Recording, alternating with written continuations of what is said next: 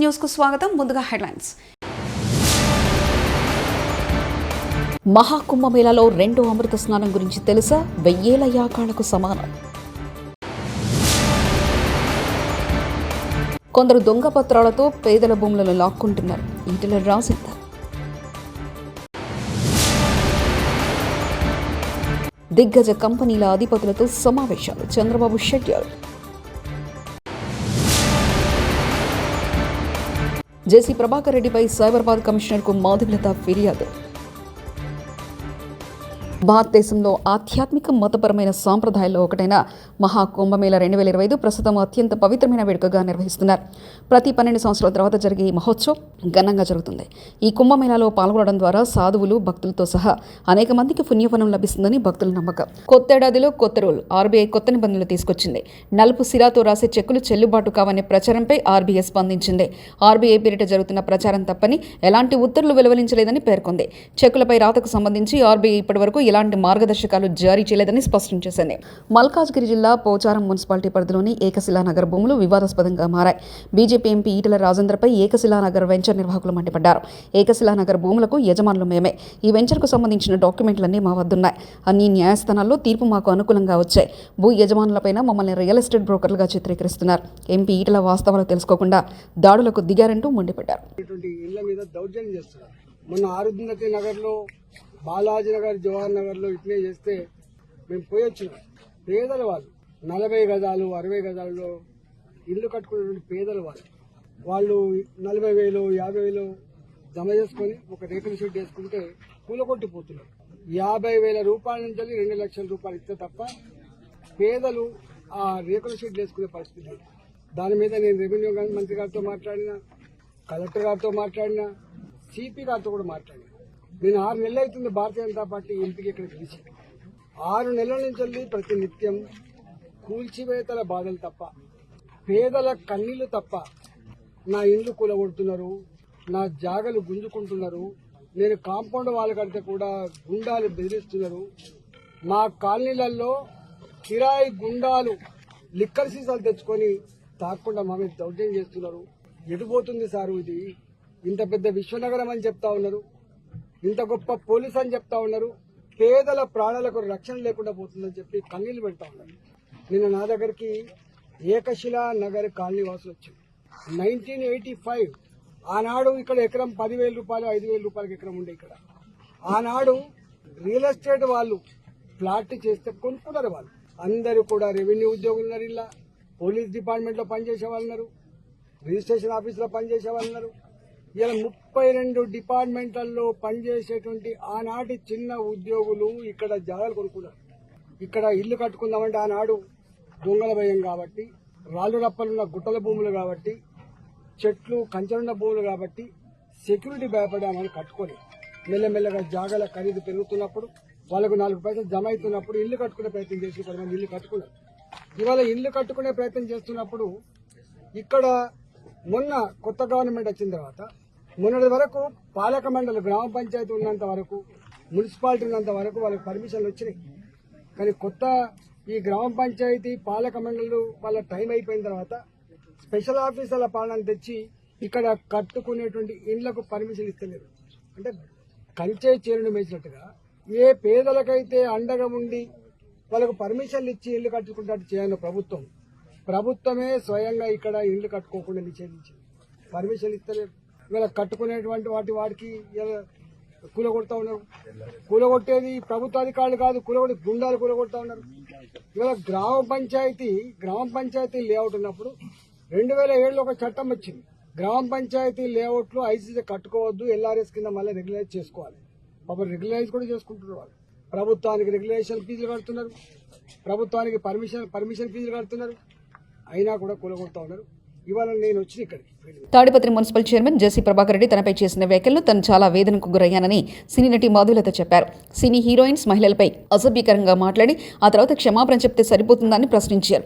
Senior రాజకీయ నాయకుడైన జేసీ ప్రభాకర్ రెడ్డి దీని ద్వారా ప్రజలకు ఏం సందేశం ఇవ్వాలనుకుంటున్నారని నిలదీశారు. గచ్చిబౌలిలోని సైబరాబాద్ కమిషనరేట్ కార్యాలయంలో జేసీ ప్రభాకర్ రెడ్డిపై మంగళవారం ఆమె ఫిర్యాదు చేశారు. అనంతరం మీడియాతో మాట్లాడారు. జేసీ వ్యవహారంపై తన కుటుంబ సభ్యులు సైతం భయాందోళనకు గురవుతున్నారని ఆవేదన వ్యక్తం చేశారు. సో ఒక సీనియర్ పాలిటీషియన్ ఏం ఎగ్జాంపుల్ ఇవ్వాలి అనుకుంటున్నారు. సో అమ్మాయిలని అబ్యూస్ చేసేసి బూత్ వర్డ్స్ అండ్ మళ్ళీ ఒక సారీ చెప్పేస్తే ఈ రోజు నేను రేపు పొద్దున ఇంకొకళ్ళు. సో ఫర్దర్ జనరేషన్స్కి ఆడపిల్లలు పాలిటిక్స్లోకి వచ్చినా ఇంకో ఫీల్డ్లోకి వచ్చినా సో సీనియర్ పొలిటీషియన్స్ ఎలాంటి పదాలతోనైనా అబ్యూస్ చేయొచ్చు. సో ప్రజలని సక్రమ మార్గంలో పరిపాలించాల్సిన నాయకులే ఇలాంటి బూతు మాటలు మాట్లాడేసేసి మాకు సరదా వచ్చేసింది, వయసుతో వచ్చింది, లేకపోతే ఆవేశంలో వచ్చింది అంటే వాళ్ళ ఫాలోవర్స్ కూడా ఎస్ దిస్ ఈజ్ రైట్, తప్పేముంది అని కూడా అంటున్నారు. సో ఇదే వాళ్ళ ప్రజలందరికీ నేర్పిస్తున్నారు. రేపొద్దున ఇంకొకరు కూడా అంటారు. సో అది నేను దాన్ని ఖచ్చితంగా ఖండించాలి అండ్ నా కోసం నేను ఫైట్ చేసుకోవాలి. అప్పుడే నేను అమ్మాయిల గురించి మాట్లాడే హక్కు నాకు ఉంటుంది. అండ్ నా మీద జరిగిన అబ్యూస్కి నేను నోరు మూసుకొని అయ్యో వాళ్ళు పెద్దోళ్ళు, వాళ్ళ గురించి మీడియా మిత్రులు అందరూ నాకు చాలామంది ఫోన్ చేసి they are like very dangerous people, జాగ్రత్తగా ఉండు, వాళ్ళకి చాలా క్రిమినల్ బ్యాక్గ్రౌండ్ ఉంది, వాళ్ళ మీద చాలా క్రిమినల్ కేసులు కూడా ఉన్నాయి, సో నేను ఏమైనా అటాక్ చేయొచ్చు, ఇలాంటివన్నీ చెప్పినా కూడా జాగ్రత్తలు చెప్పారు. సో నిన్న మొన్న ఇంటర్వ్యూకి వెళ్ళినప్పుడు కూడా నాకు సేమ్ చెప్పారు, జాగ్రత్తగా ఉండు, they are very dangerous people అని. సో అంత డేంజరస్ పీపుల్ ఉన్నప్పుడు సో మాధవీల తన అమ్మాయి నోరు మూసుకొని సైలెంట్గా ఉంటే రేపు పొద్దున అసలు ఆడపిల్లలు మీరు ధైర్యంగా ఉండని చెప్పారు రైట్ నాకు లేని కారణంగా. సో అది నాకు నేను ఛాలెంజింగ్గా తీసుకొని సో కమిషనర్ గారికి కంప్లైంట్ చేయడం జరిగింది. అండ్ ఏదైతే అబ్యూస్ చేశారో అండ్ వాళ్ళ బ్యాక్గ్రౌండ్ ఎలా థ్రెటన్ చేస్తున్నారు అండ్ అందరూ ఏమంటున్నారు అండ్ వాళ్ళ ఫాలోవర్స్ సో నాకు సోషల్ మీడియాలో ఎలాంటి థ్రెటన్స్ ఇస్తున్నారు అనే దాన్ని మెన్షన్ చేయడం జరిగింది. అండ్ సిన్స్ 15 days నాకు ప్రాపర్గా స్లీప్ కూడా లేదు, ఎందుకంటే అదొక ట్రోమా అయింది. నా కోసం నేను ఫైట్ చేసుకోకపోతే ఎలా అని. అండ్ నా పేరెంట్స్ కూడా చాలా భయపడ్డారు. సో ఈరోజు కమిషనర్ గారికి 2 కంప్లైంట్స్ ఫైల్ చేయడం జరిగింది. యాజ్ ఎ ఉమెన్గా నా మీద ఏం జరిగిందో అదొకటి. So she Smita Rashtriya Hindu Yuva Vahini which is runs by Rajnath Singh గారి ఆధ్వర్యంలో రన్ అవుతుంది. And I'm the Telangana spokesperson and she is the national vice president. So తను కూడా సో నా మీద జరిగిన దానికి కంప్లైంట్ రైజ్ చేయడం జరిగింది. సో ఒక స్ట్రాంగ్గా అన్ని వైపుల నుంచి కూడా నేను కమిషన్కి కంప్లైంట్ ఇచ్చా, హ్యూమన్ రైట్స్కి ఇచ్చా అండ్ ఇప్పుడు కమిషనర్కి ఇచ్చా అండ్ ఇప్పుడు పోలీస్ కంప్లైంట్ ఎఫ్ఐఆర్ ఫైల్ చేయబోతున్నాను. సో నెక్స్ట్ స్టెప్ అది ఒకసారి మిమ్మల్ని అడ్రస్ చేద్దామని చెప్పి వచ్చాను. వీడియో చేశాను, ఆయన ఎలాంటి పదాలు యూజ్ చేశారు అండ్ దానివల్ల నేను నా ఫ్యామిలీ ఎలాంటి ట్రోమాకి గురయ్యామో. ఎందుకంటే మా చుట్టాలందరూ కూడా ఫోన్ చేసి వాళ్ళు ఎంత డేంజరస్ పీపుల్ అని మా పేరెంట్స్కి చెప్పడం జరిగింది. ఒక రకంగా అది ఎమోషనల్ థ్రెటనింగ్. సో వాళ్ళు డిప్రెషన్లోకి వెళ్ళిపోయారు, అది చూసి నేను డిప్రెషన్లోకి వెళ్ళిపోయాను. Because my family is my strength. So అమ్మ నాన్న వయసు అయిపోతున్న వాళ్ళంతా డిప్రెషన్లోకి వెళ్ళిపోతే నాకున్న ఒకే స్ట్రెంత్ నా పేరెంట్స్. సో వాళ్ళ దగ్గర నుంచి థ్రెటన్స్ అండ్ సోషల్ మీడియాలో చాలా థ్రెటన్స్ వస్తున్నాయి నాకు. ఇక ప్రముఖ సినీ నిర్మాత తెలంగాణ FDC చైర్మన్ దిల్ రాజు ఇల్లు కార్యాలయంలో ఐటీ అధికారులు సోదాలు నిర్వహిస్తున్నారు. దీంతో పాటు ప్రముఖ నిర్మాణ సంస్థ మైత్రి మూవీస్ కార్యాలయాలు, పుష్ప2 చిత్రం నిర్మాత నవీన్ ఎర్నేని నివాసంలోనూ సోదాలు కొనసాగుతున్నాయి. ఏకకాలంలో 8 చోట్ల 55 బృందాలతో తనిఖీలు జరుగుతున్నాయి. జూబ్లీహిల్స్, బంజారాహిల్స్ దిల్ రాజు ఇళ్లతో పాటు ఆయన సోదరుడు శిరీష్, కుమార్తె హన్సితారెడ్డి నివాసాల్లోనూ ఐటీ అధికారులు సోదాలు చేస్తున్నారు. వ్యాపార భాగస్వాముల నివాసాల్లోనూ తనిఖీలు నిర్వహిస్తున్నారు. దావోస్లో ముఖ్యమంత్రి చంద్రబాబు నాయుడు పర్యటన కొనసాగుతుంది. వరల్డ్ ఎకనామిక్ ఫోరం సదస్సులో ప్రపంచ దిగ్గజ కంపెనీల అధిపతులతో 2 రోజు వరుస సమావేశాల్లో పాల్గొన్నారు ముఖ్యమంత్రి. దాదాపు 15కు పైగా సమావేశాల్లో వివిధ సంస్థల ప్రతినిధులతో చంద్రబాబు ముఖాముఖి భేటీలు నిర్వహించనున్నారు.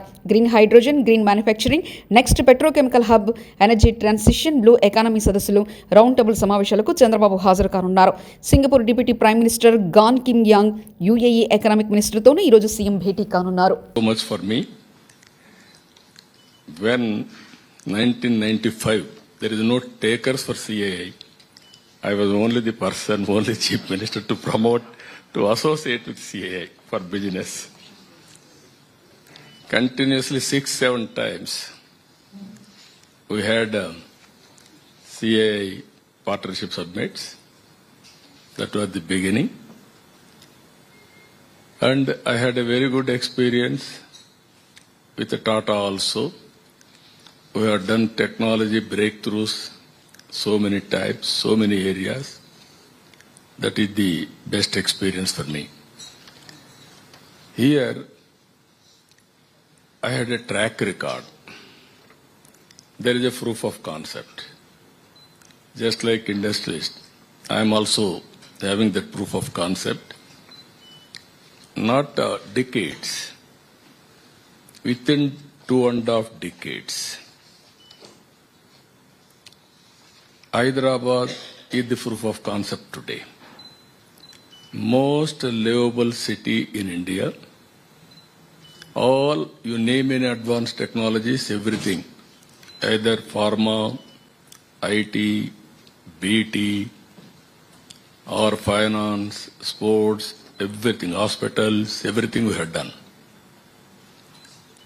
We promoted, our people have done extremely well. One example, if all of you can see, 25 years back, that is early 90s, Bill Gates invented internet. 91, India started economic reforms, introduced economic reforms. From then onwards, I want to take advantage of it. I started in Andhra Pradesh, second generation reforms. Now anywhere if you go, so many Indian entrepreneurs and Andhra entrepreneurs. India is having one advantage, biggest advantage. First mover in technology. Demographic dividend as a windfall gain. Entrepreneur skills and Tirumala శ్రీవారిని సినీ నటి సంయుక్త పూరి జగన్నాథ్ తనయుడు ఆకాష్ దర్శించుకున్నారు. మంగళవారం VIP ప్రారంభ విరామ దర్శన సమయంలో వేర్వేరుగా స్వామివారి సేవలో పాల్గొన్నారు. గర్భాలయంలో స్వామివారిని దర్శించుకున్న వీరికి రంగనాయకుల మండపంలో పండితులు ఆశీర్వచనం చేసి స్వామివారి తీర్థప్రసాదాలు అందజేశారు.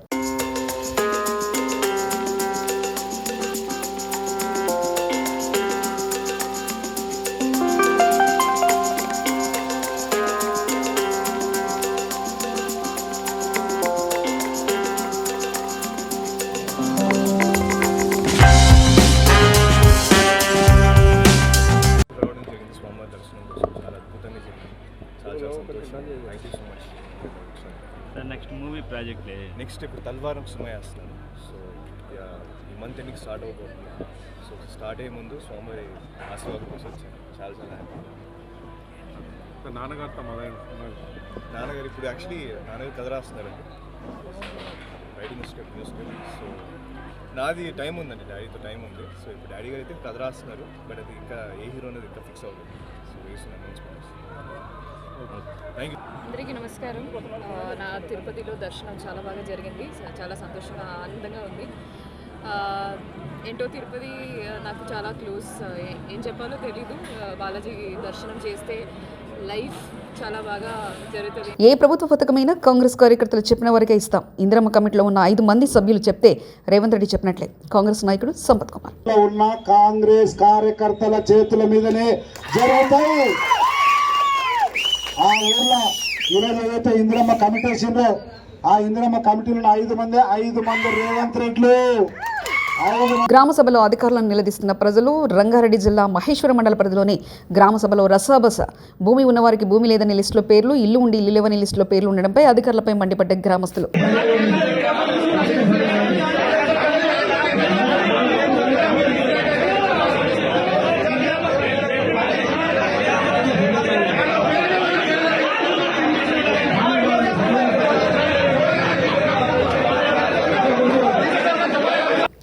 గ్రామ సభలో అధికారులను నిలదీస్తున్న ప్రజలు. కాంగ్రెస్ ప్రభుత్వంపై మొదలైన వ్యతిరేకత. మంచిర్యాల భీమారం మండలం పొలంపల్లి గ్రామ సభలో గందరగోళం. మొదటి విడత రేషన్ కార్డుల లిస్టులో తమ పేర్లు రాలేదని గ్రామ సభను రద్దు చేసి మళ్లీ గ్రామంలో సర్వే చేపట్టి అర్హులకు రేషన్ కార్డు మంజూరు చేయాలని అధికారులను నిలదీసి ఆందోళన చేపట్టిన గ్రామస్తులు.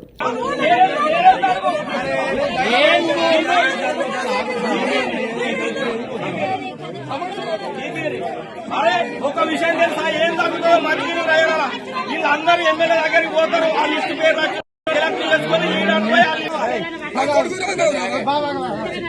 ఇప్పుడు 343 దరఖాస్తులు వస్తాయి అన్నారు కదా. 279 దరఖాస్తులు ఇప్పుడు మనకు సెలెక్ట్ అయ్యి ఇంకా 343 ఇంకా మనకు అనేది ఆ మిగతా గ్యాప్ ఉంది కదా. ఆ గ్యాప్ ఉన్న దరఖాస్తులను మరొక రోజు వాటన్నింటినీ. మహాకుంభమేళాలో 2వ అమృత స్నానం గురించి తెలుసా?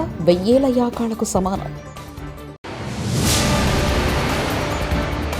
కొందరు దొంగ పత్రాలతో పేదల భూములను లాక్కుంటున్నారు. ఈటెల రాసిందా?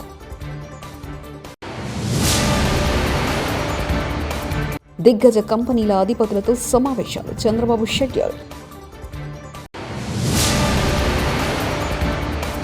జేసీ ప్రభాకర్ రెడ్డిపై సైబరాబాద్ కమిషనర్కు మాధవీలత ఫిర్యాదు. ఇవి బులెటిన్ విశేషాలు.